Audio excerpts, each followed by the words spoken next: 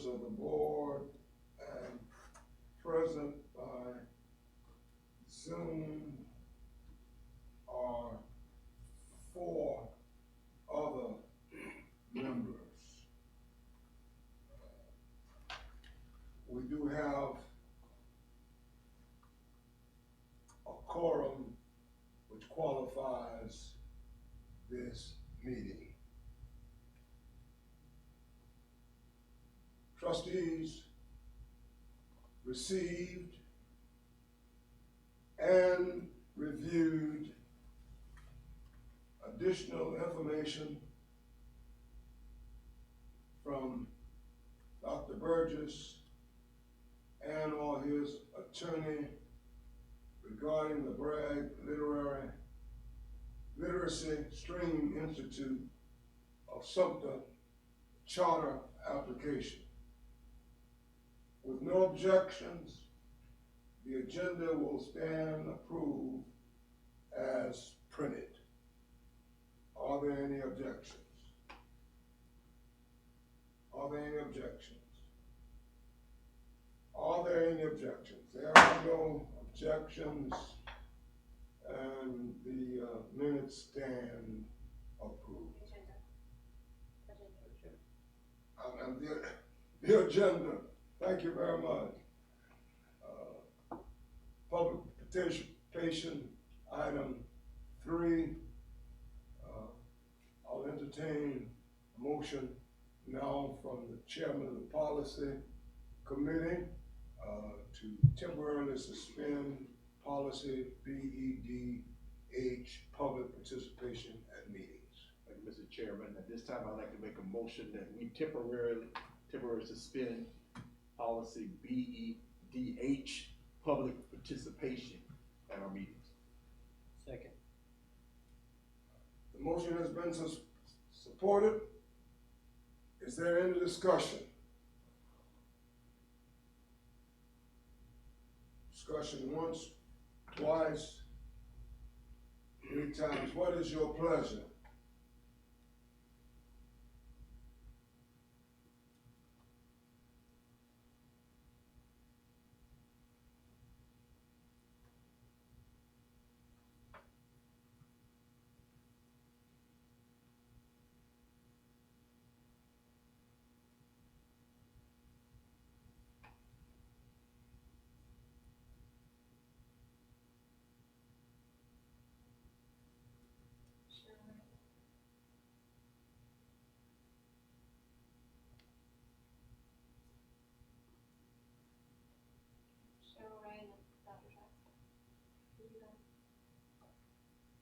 It didn't come up.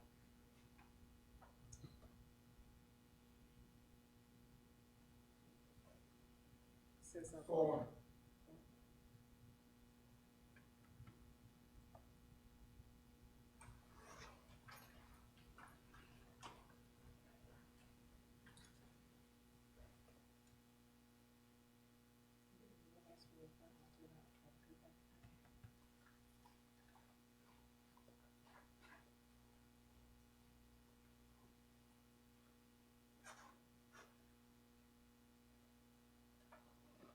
Amy, I need help.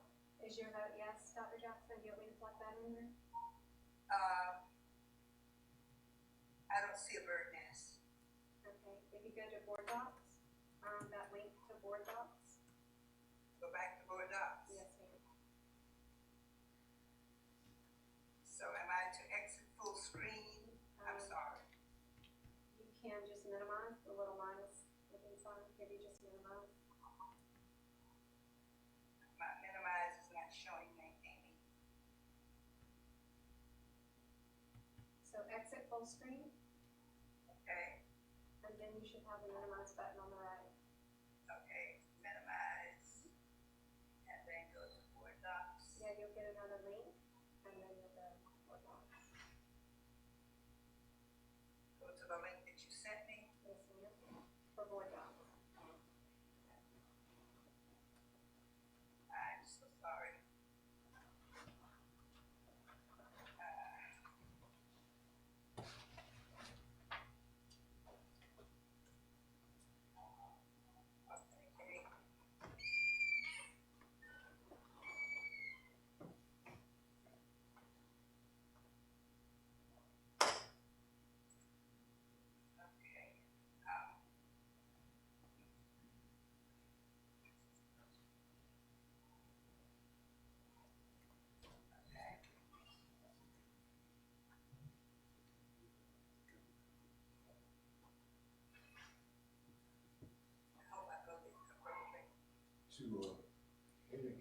to expedite this, can we just do a show of hands?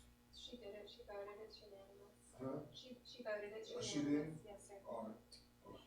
I'm sorry, I didn't see it. All right, the vote is unanimous.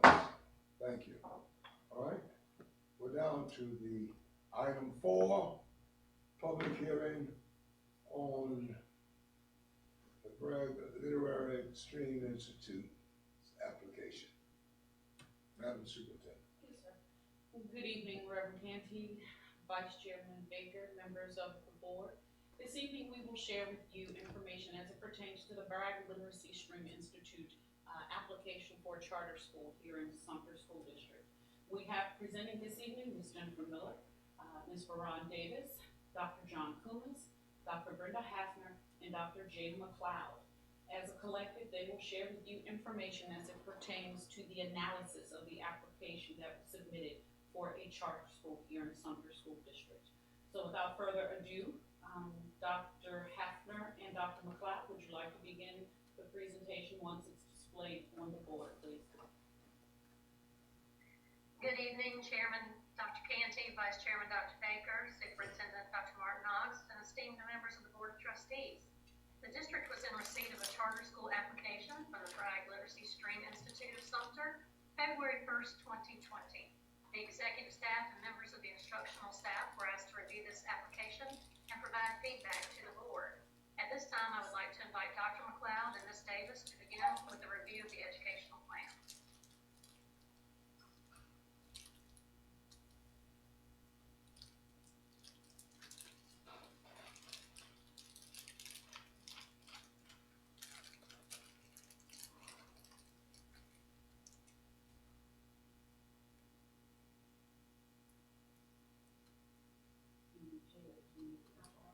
She's supposed to do a space bar. I can't remember where she wants to.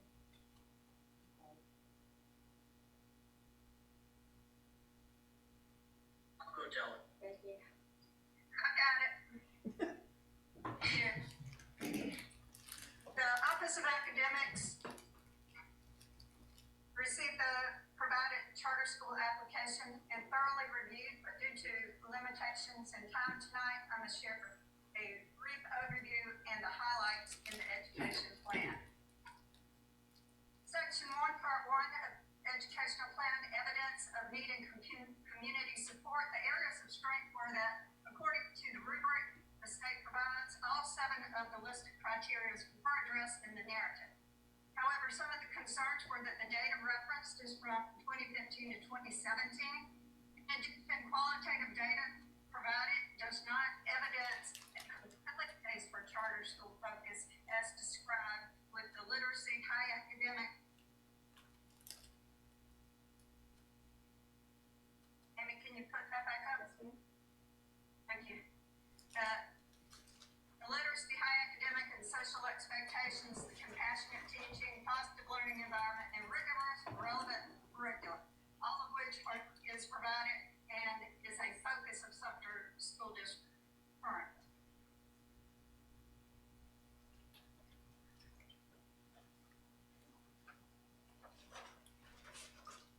Can you go to slide 2, please?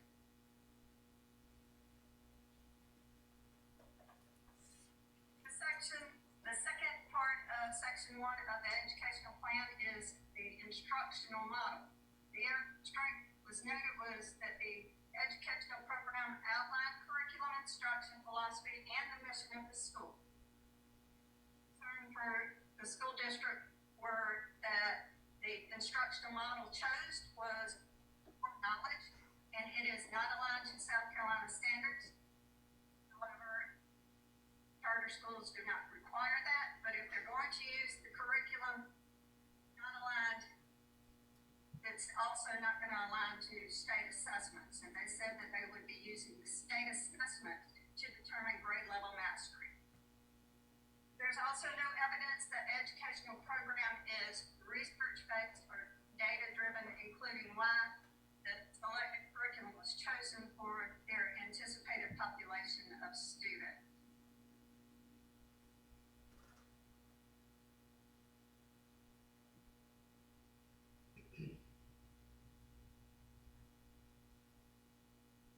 Section 1 of the educational plan, part 2B, is the actual educational structure. We did notice strengths. There's a cap on the class size, and the plan did allow for professional development.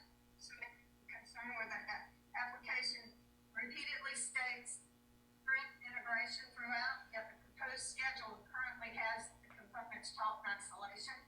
It does not include the number of classes per grade, just proposed class sizes. More than 7 teachers would be needed based on the class size cap and startup numbers. The core arts, the advanced fine arts, choral, and instrumental will be contracted. There's no clear delineation on how that would occur, and the plan does not include the required commitment and the required teacher for health and PE.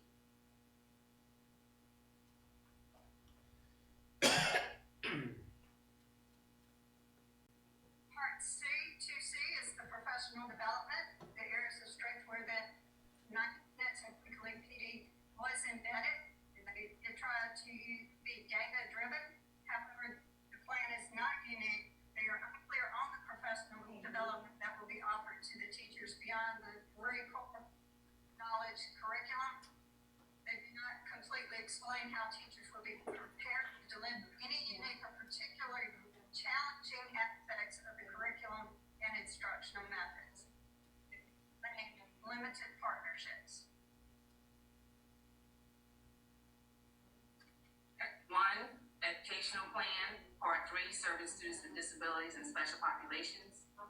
The areas of strength, the evaluation process and the identification process are aligned with federal guidelines. The service delivery model entails inclusive and pull-out programs to support special needs students. Supplementing services such as speech, OT, physical therapy will be provided through contract services through a contract agency or with the Sumter school districts.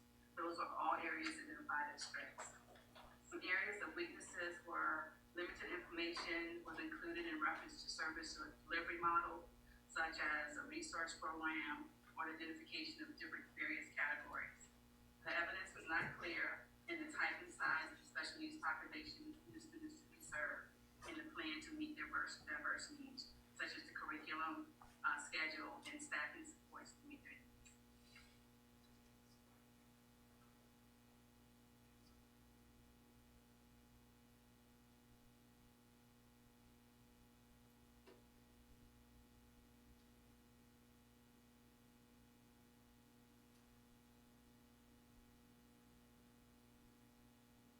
We can't hear you. Section 1, part 4 of the education plan deals with goals, objectives, and assessment plan. The areas of strength noted were objectives were identified. However, goals were not SMART goals, therefore they are not measurable. There is no base data. Goals included objectives and outcomes, but no specific strategies are listed. The description of assessments does not include specifics on whether they're diagnostic or formative assessments.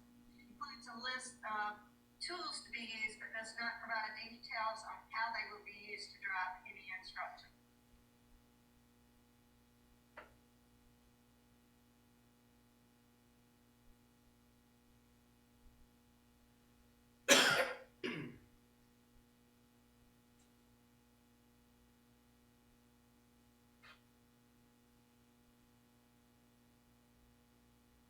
At this time, I would like to invite Dr. Kumis to come forward to share the findings for the governing board as part of the organizational.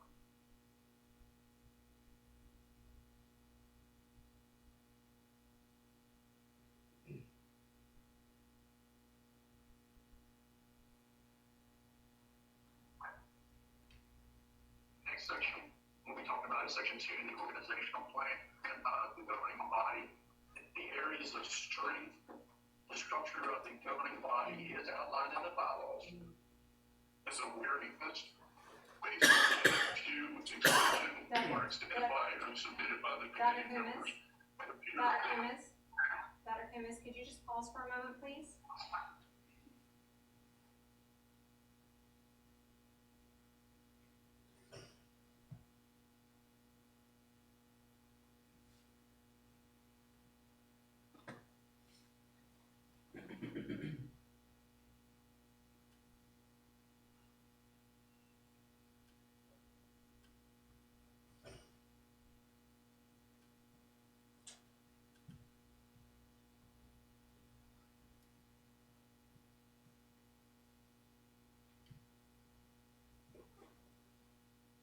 Dr. Kumis is having technical difficulty. He's going to come in here and present his information. Instead of having to log off and log back on.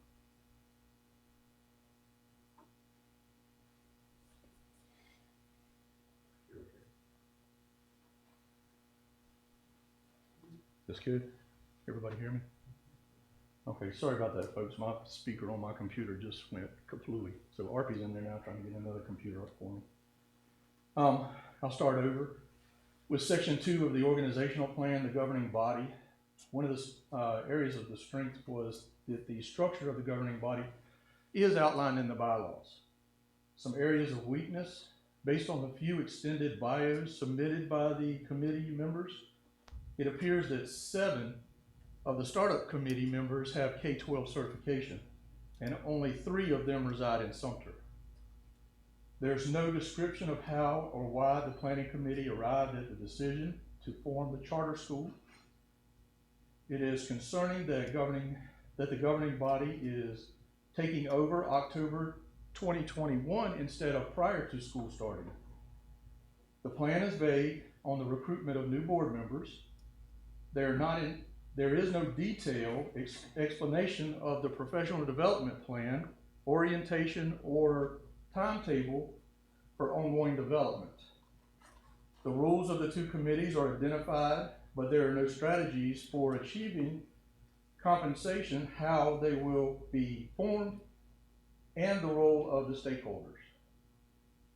The plan discusses a shared governance approach, but there is no clear delineation between the roles of the governing body, the executive director, or the EEPC. Section 2, administrative structure, building level leadership. The areas of strength, job responsibilities are included for the executive director, the lead teacher, the project manager, and the teachers. Areas of weakness, a capacity building plan and staff development plan was mentioned as part of the executive director's job responsibilities, but there's no evidence of the specific process. In the sample job description, it suggests that executive director does not have to possess the degree or the certification in education or administration. And there is no evidence for the evaluation of the executive director. For the organizational plan, employees, areas of strength, there was a detailed description for grievance and termination processes or procedures. The criteria for qualifications for the staff is included in the job description. For areas of weakness, it is only a preferred credential rather than a required that the executive director has a valid administrative credential. It was stated that teachers would be evaluated using ADEPT, but there is no process for non-certified. The ADEPT, as described, only applies to induction teachers, those first-year teachers, and the plan shows that in year 2, they would only have peer evaluations. The language is not aligned to ESA and refers to highly qualified, which is outdated legislation, as well as identified science certification. And no detailed description for recruitment or retention for teachers or staff.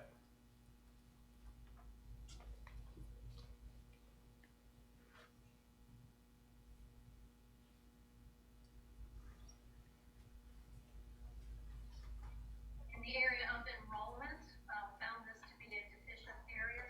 While there was a short list of methods for advertisement as it pertains to recruitment, there was not a substantial plan with rationales for each. There was no evidence of an enrollment or lottery process for accepting students. There was some discrepancy within the main narrative and the appendices on whether the plan does plan to enroll students from outside the Sumter School District. The affidavits of pre-enrollment are for individuals outside of the school district and were based on the informal canvassing of the families. The community meetings that were cited as evidence of support, that those cannot be verified as support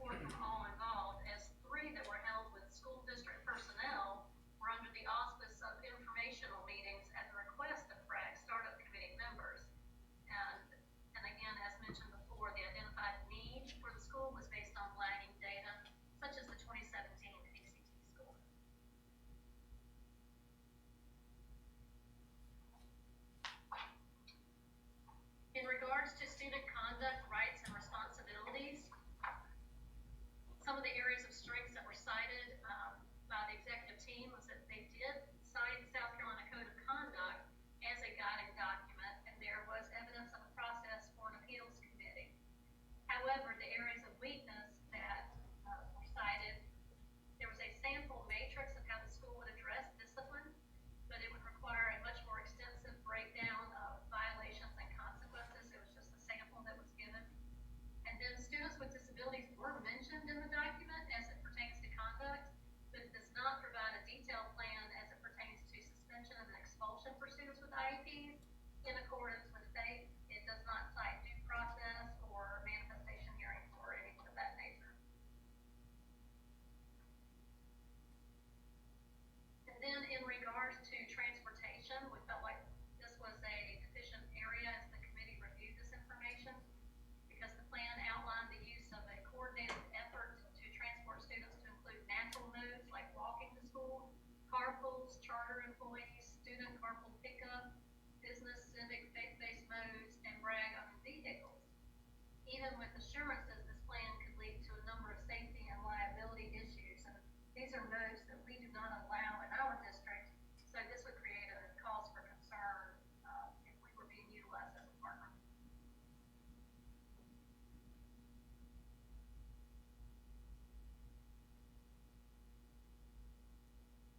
Section 3, Business Plan, Budget, and Finance. An area of strength was that a budget was submitted.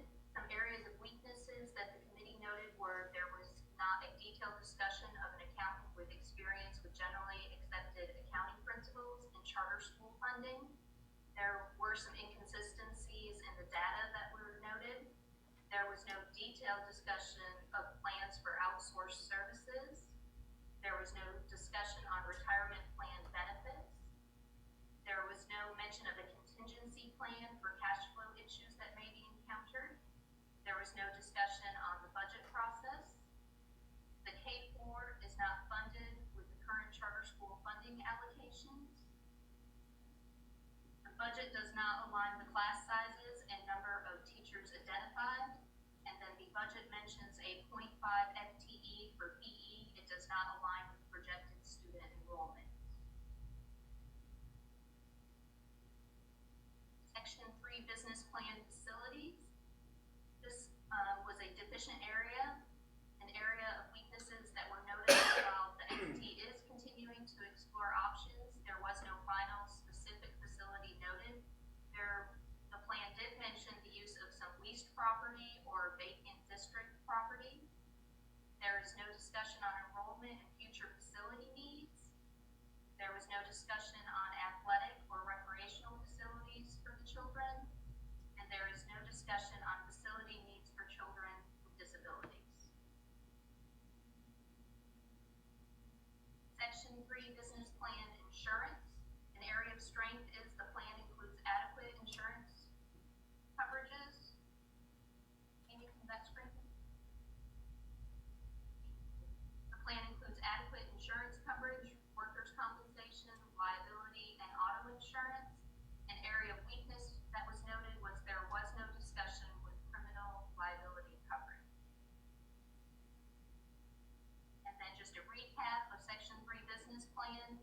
The budget and finance does not meet the standard. The facilities does not meet the standard, and then insurance partially meets the standard.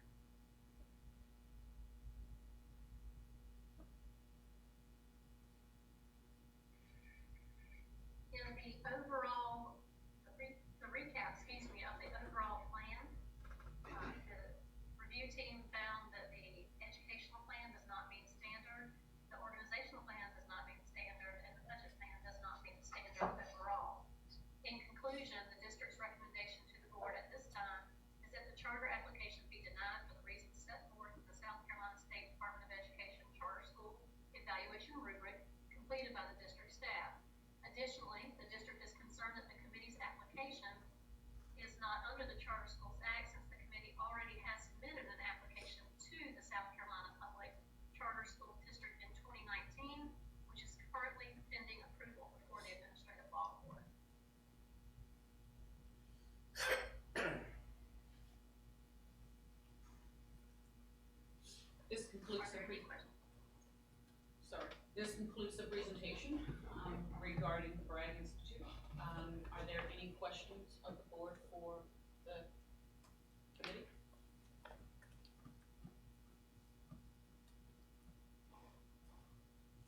I suspect I have, I have one question. What do you see as the unique feature of the Institute that would make it pliable to our system in terms of meeting what we are not presently doing? So at this time, based on the information that's been submitted by the charter school, is that there were no uniquenesses to the application. The items that were described was the inclusivity of STEAM or STREAM, which would include the reading and or robotics. Those are items that we do offer here in the Sumter School District.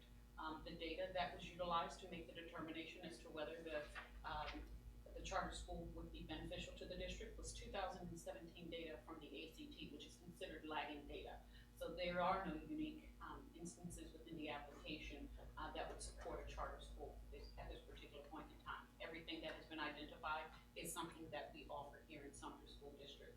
And if there's anything that I may have missed in answering Reverend Canty's question from the panel, you're more than welcome to add if I've missed anything.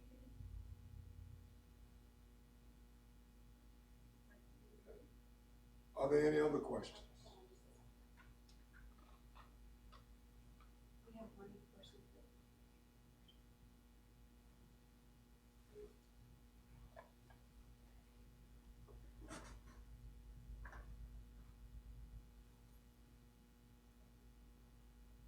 Questions once, twice, three times, okay? The recommendation, as I understand it, the district administration is? Well, we have one person for public participation that's on the phone. Okay, very good, okay, Right here. Yes, ma'am, this is, Dr. Candy, this is Holly Gillum. yes? Yes, ma'am, go ahead and speak. There's, 3 minutes. Okay, I am a member of the community, and I have two elementary school age children. And to address something that was brought up earlier. Ms. Gillum, would you hold on a minute, please? Ms. Gillum, can you hold for a second? Can you hold for a second? I'm gonna try and put you at a mic so that you can be heard a little clearer. So I'm gonna ask that you repeat what you communicated thus far. You may proceed. Okay, I am a community member with two school-age children, and I just wanted to bring up, earlier, it was mentioned that, they could verify the community support for a charter school. And I just wanted to let you guys know that, there is, are you, hello? We're here, yes ma'am, we're listening. Oh, yes, so, there is community support. I wanted to express that there is community support for a charter school. And also, I was curious, were all of the, concerns and issues with the application brought up to the, board members for the charter school prior to this meeting? So at this time, this is your opportunity to present information to the board. This is not an opportunity to pose questions to seek a response from the board. This is your opportunity to present comments. Okay, so yes, that is my main comment. There is community support for a charter school in Sumter, and I hope you guys can have a successful partnership in the future as the details that work out. That's all I have. Yes ma'am, thank you. Thank you.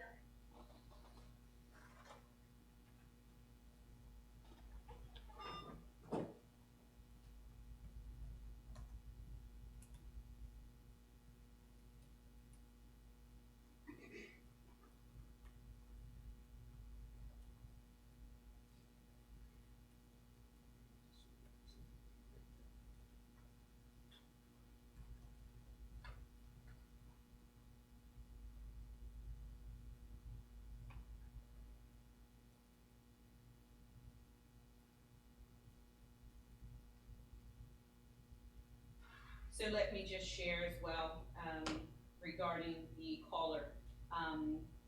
For the record, Bragg has chosen not to appear this evening. Bragg, however, has submitted directly to the board this morning additional materials for its consideration. And I do believe that was one of the caller's points about the board receiving information.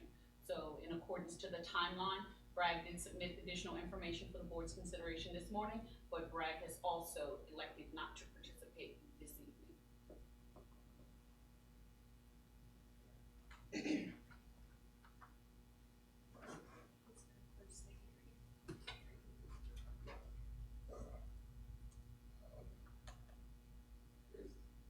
Are there any further statements from the public? There are none. Public once, public twice, public 3 times. This portion of the hearing for public participation is now concluded. All right. We'd like now to the recommendation of the administration. Yes, sir. So based on the information gleaned from the charter school application, as indicated by the committee that worked diligently to analyze the application, it is our recommendation that the board denies the application that has been submitted for a charter school here in Sumter by the Bragg Literacy Stream Project or Institute. All right, you've heard the recommendation of the superintendent. It's under action required under executive session. Thank you. After executive session. And, we will attend to that issue on another section of our agenda. Thank you very much. All right. Item 5 on the agenda is the executive session. What is your pleasure as it relates to the executive session? Chairman, I'd like to make a motion that we enter into executive session for the purpose of receipt of legal advice, where legal advice relates to pending, threatening, or potential claims, and discussion of personnel, contractual, and proposed property contractual matters, personnel report / employment, appointment, compensation, promotion, demotion, discipline, termination, and or release of an employee. Second. You've heard the motion and it's second. Is there any discussion? Is there any discussion? Is there any discussion? If there is no discussion, you may vote your conviction.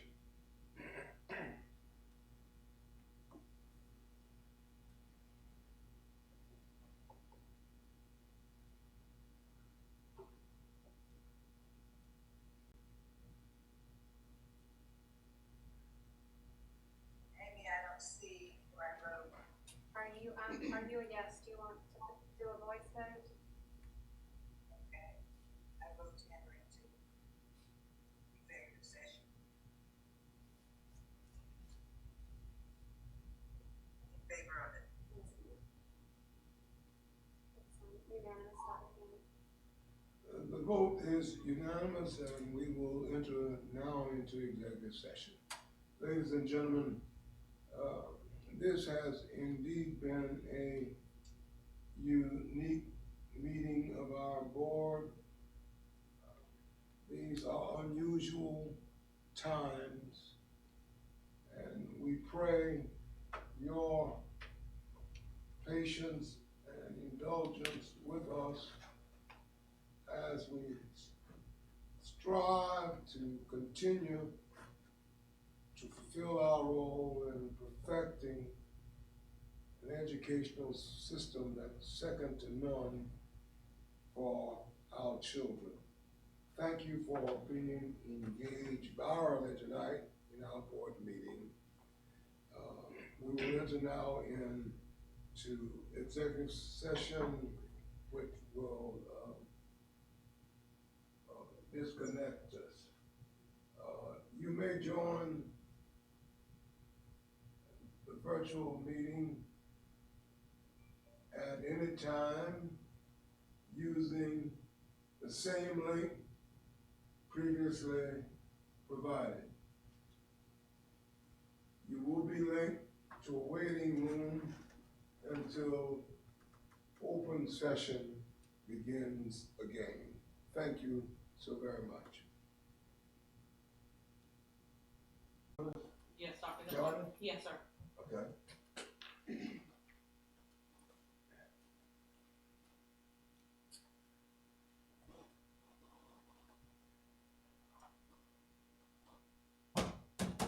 Oh, Jesus.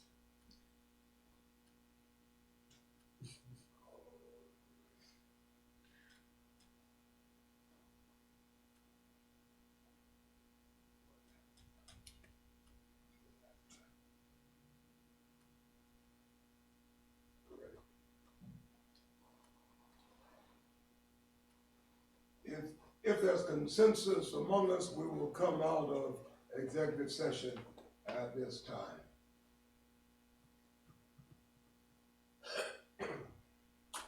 Once, twice, 3 times. We're out of executive session, okay? Action items 7.1, Hainsworth property. Is there a motion? Chairman, I'd like to make a motion that the board authorize Superintendent Dr. Penelope Martin Knox to execute on behalf of the board and the Sumter School District all the documents necessary to transfer and quitclaim the property owned by the Sumter School District to Sumter County for the gym project known as the Hainsworth Street Project for proposed property contractual matter 8. Second. Motion is supported. Is there any discussion? Discussion. You may vote your conviction.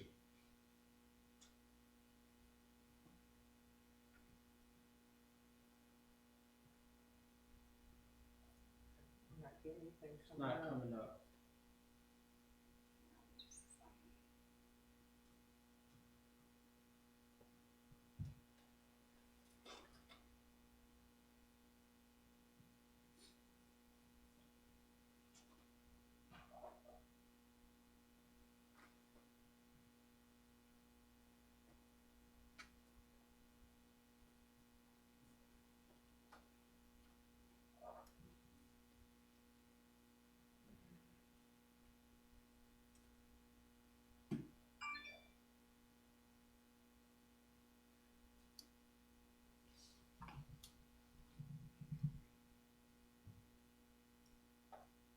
Amy, can we do a show of hands?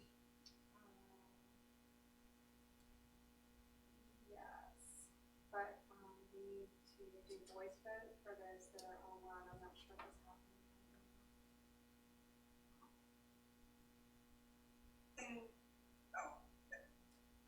It didn't come up for me to vote. Yes, ma'am. Hold on a second.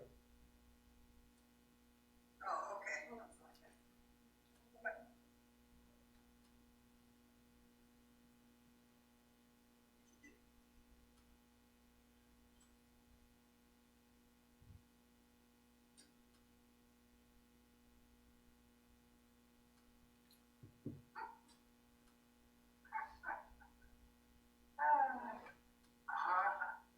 Cause none of it's working right. Okay, you can do a voice vote. Do you want to do a voice Okay, vote? Roll call, maybe? we'll do a roll call vote. Start with Brian. McGaney, Supported. Ray, Support. Reagan, Support. Baker, Support. Austin, Support. Jackson, Support. Hilton, Support. McLeod, Support. Canty. Unanimous. St. John's property. Chairman, I'd like to make a motion that the board denies the use of the facility request in regards to proposed property contractual matter B. Second. Wait. Motion and second. Wait just a second. We had the first one. I'm sorry, it's, I have to wait and vote down. So that is all amendments.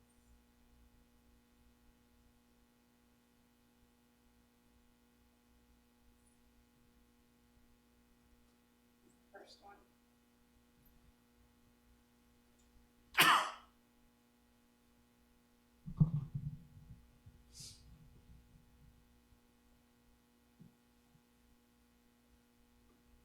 Okay, who made the motion? I did, again. Okay, who second? Reagan. Sure. For the second one? Yes. For the Yes. St. John?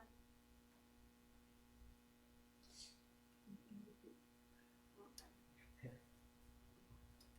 You can vote online if you wish. Okay. You may vote your conviction.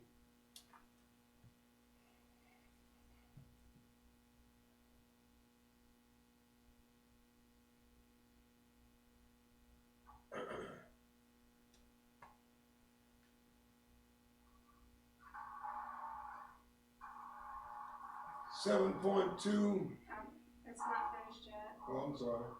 Dr. Jackson needs to vote. Dr. Jackson, did it show up on yours? Mr. McLeod, was that your vote?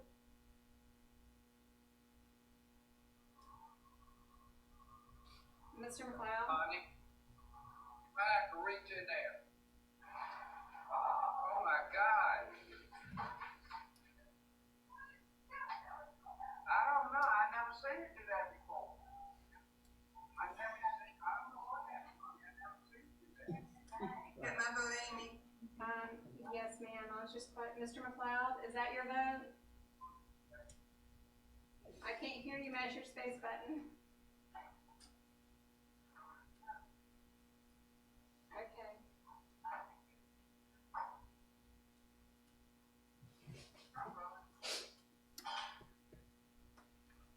You wanna do the chat? Yes. Okay, is that your vote?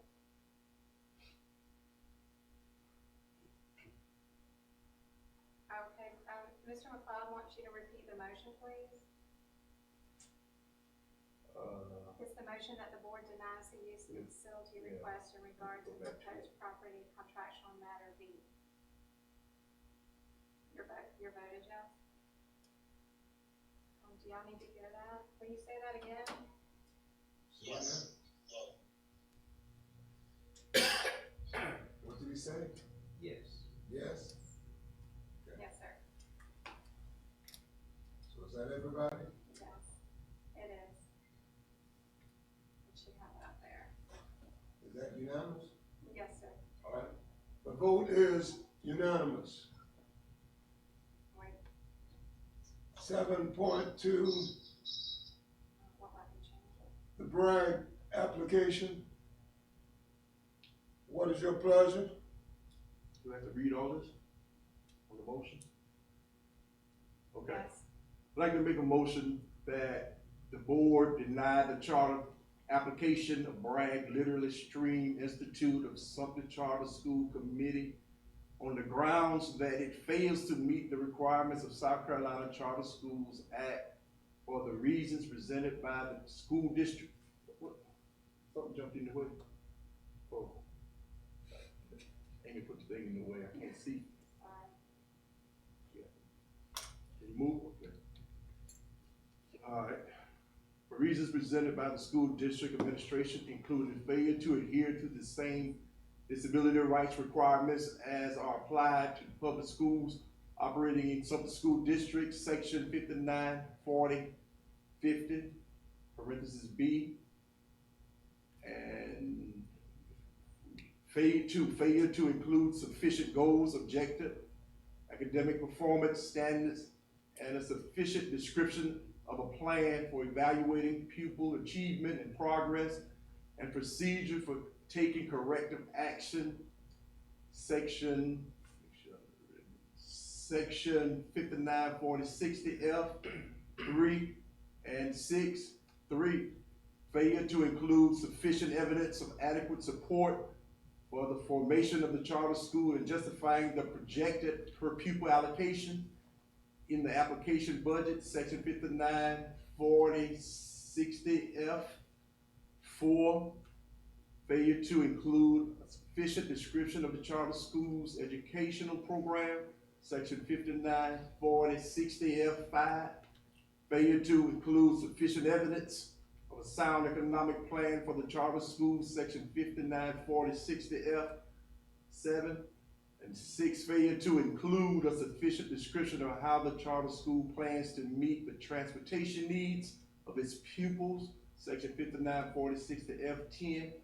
And 7, failure to include a sufficient or meaningful description of the charter school's building, facilities, and equipment, and how they shall be obtained, section 594060F11. And further, I move that the board chair be authorized to execute a written order within 10 days setting out the specific grounds for the board's decision to deny the application. I so move. Second. The motion is supported. Is there any discussion? Once, twice, 3 times, you may vote your conviction.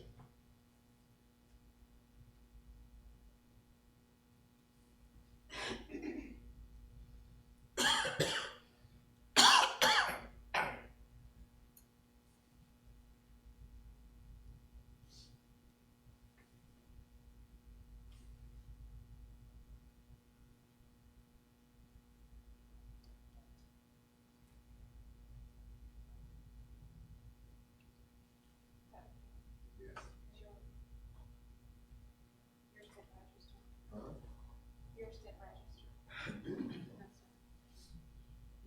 It's showing it on here.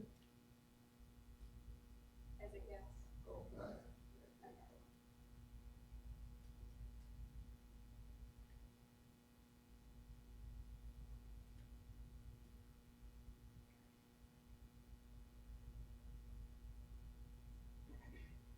And that was unanimous. That is unanimous. Okay. The vote was unanimous and it carries. 7.3.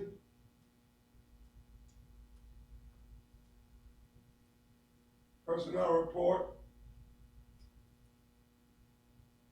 You have the recommendation of the superintendent, let's go ahead. What's your recommendation? Bring forward the personnel report that was discussed in executive session for approval from the board for us to move forward. I'd like to make a motion that we accept the superintendent's recommendation on the personnel report as presented. Second. You've heard the motion and a second. Is there any discussion? If there is no discussion, you may vote your conviction.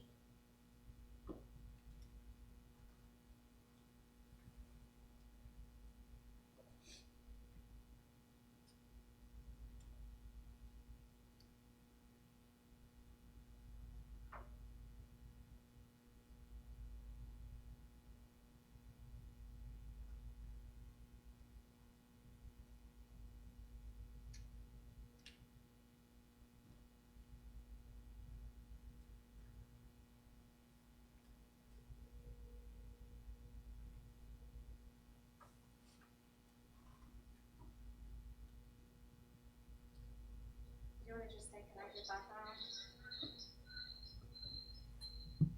Mr. McLeod? Okay. All right, thank you.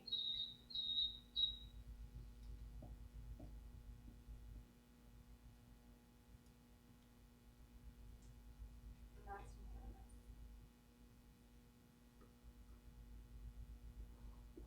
unanimous. 9 yeas. It's a unanimous vote. It carries. 7.4, Personnel contracts, I'd like to make the recommendation to bring forward the personnel contracts for the 2021 school year as discussed in executive session. Chairman, I'd like to make a motion that we accept the superintendent's recommendation on the 2021 personnel contracts. Second. I heard the motion and it's second. Is there any discussion? Discussion once, twice, 3 times.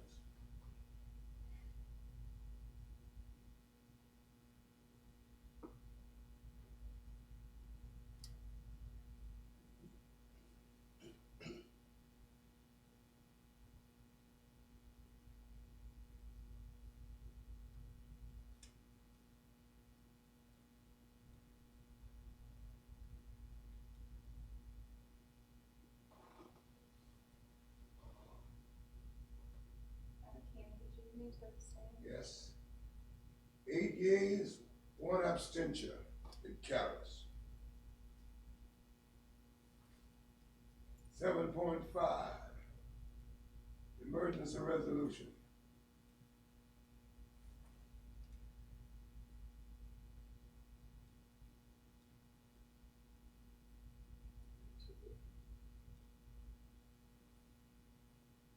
That has to be read, correct? Yes. Okay. All right. Make a motion first? Hmm? Make a motion first or just read it? Well, I don't think you need to read it because we've read it. Okay. Just, You have to read it for the, huh? you have to read it for the record. Got to read it? Yes, sir. Okay. All right, 7.5, emergency resolution, reference 2019 novel coronavirus response. Executive content resolution. Whereas on March 13, 2020, Governor McMaster issued executive order number 2020-08 declaring the state of emergency in South Carolina based on the determination that the 2019 novel coronavirus poses an actual or imminent public health emergency for the state of South Carolina. And whereas on March 15, 2020, Governor McMaster issued executive order number 2020-09 directing the closure of all public schools in the state of South Carolina and authorizing each school district to make any necessary and appropriate decisions or arrangements to account for local needs and other unique circumstances. And whereas on March 17, 2020, Governor McMaster issued executive order number 2020-10 authorizing and directing state agencies to waive or suspend provisions of existing regulations prescribing procedures for conduct of state business if strict compliance with the provisions thereof would in any way prevent, hinder, or delay necessary action in coping with the emergency, and further directing that to the extent possible, state and local government bodies should utilize any available technology or other responsible procedures to conduct necessary meetings and accommodate public participation via virtual or other remote or alternate means. And whereas on March 28, 2020, Governor McMaster issued executive order number 2020-15 directing the provisions of orders NOS 2020-08, 2020-09, and 2020-10 remain in full force and effect for the duration of the state of emergency, and further directing that to the extent any political subdivision of this state seeks to adopt or enforce a rule, regulation, or other restriction that conflicts with the applicable executive orders, the governor's executive order shall supersede and preempt any such local rule, regulation, or other restriction. Now, therefore, the board hereby adopts the following emergency resolution. For the duration of the state of emergency in South Carolina, unless otherwise directed by subsequent action of the board waives and or suspends all policies, administrative procedures, and other rules that conflict with the aforementioned executive orders of Governor McMaster, and any future applicable executive order, any state and federal agency law, such as the Families First Coronavirus Response Act, FFCRA in parentheses, that may have or may be passed during the pandemic, any guidance issued by federal or state agencies, including but not limited to FEMA, the Department of Labor, the IRS, and the South Carolina Department of Education, and further authorizes the board chair in consultation with the superintendent to waive or suspend provisions of the existing policies, administrative procedures, and other rules if compliance with the provisions thereof would in any way prevent, hinder, or delay necessary action by the board or school district in coping with the emergency or otherwise in carrying out the applicable executive orders of the governor, including making necessary and appropriate arrangements to account for the local needs and unique circumstances of the board and the school district. Second. You so move. Is it Oh, supported? I so move and support it. Second. Motion and second that the resolution be adopted.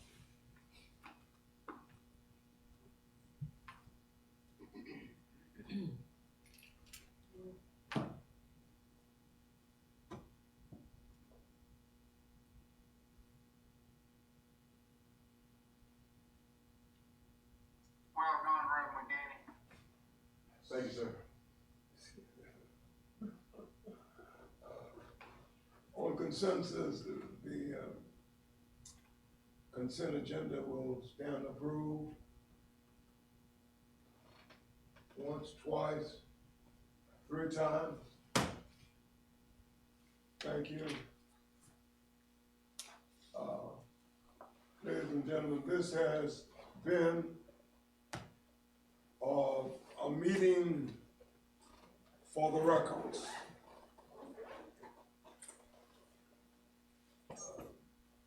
A moment in history for our district. It's my prayer that this crisis will soon pass and that life will return to a more normal process and progression.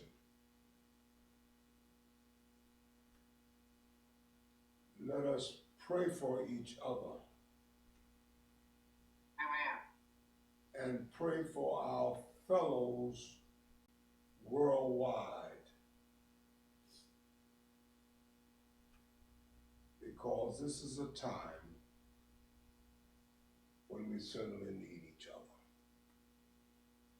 Thank you for coming, and thank those of you who joined us by other digital means, Zoom and the telephone. And thank you to our superintendent and to the staff and to these wonderful men who worked so hard to ensure that we had the right kind of systems in place tonight. It may have been hard for you, but whatever you did made it easy for us. And we thank you all so very, very much. With that said, if you all will agree, we'll conclude the meeting and we'll stand adjourned. Thank you. Have a good night.